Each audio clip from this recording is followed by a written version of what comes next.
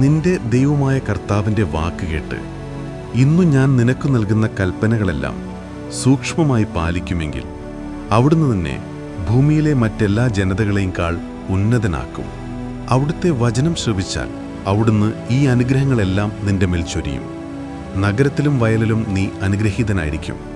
നിന്റെ സന്തതികളും വിളവുകളും മൃഗങ്ങളും കന്നുകാലിക്കൂട്ടവും ആട്ടിൻപറ്റവും അനുഗ്രഹിക്കപ്പെടും.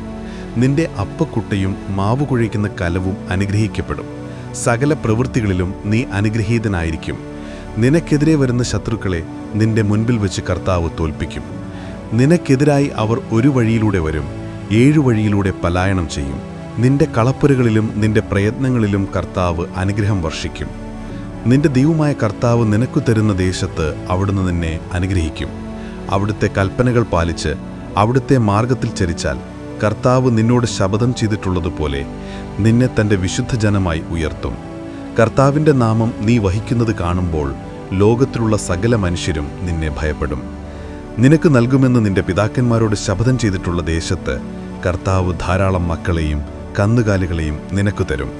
സമൃദ്ധമായ വിളവ് നൽകി അവിടുന്ന് നിന്നെ സമ്പന്നനാക്കും. കർത്താവ് തൻ്റെ വിശിഷ്ട ഭണ്ഡാകാരമായ ആകാശം തുറന്ന് നിന്റെ ദേശത്ത് തക്ക സമയത്ത് മഴ പെയ്യിച്ച് നിന്റെ എല്ലാ പ്രയത്നങ്ങളെയും അനുഗ്രഹിക്കും.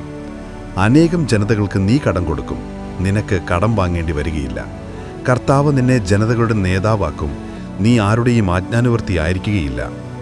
ഇന്നു ഞാൻ നിനക്ക് നൽകുന്ന നിന്റെ ദൈവമായ കർത്താവിൻ്റെ കൽപ്പനകൾ ശ്രവിച്ച് അവ ശ്രദ്ധാപൂർവം പാലിക്കുമെങ്കിൽ നിനക്ക് അഭിവൃദ്ധിയുണ്ടാകും, നിനക്കൊരിക്കലും അധോഗതി ഉണ്ടാവുകയില്ല.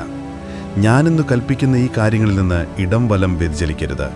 അന്യദേവന്മാരെ അനുഗമിക്കുകയോ സേവിക്കുകയോ അരുത്.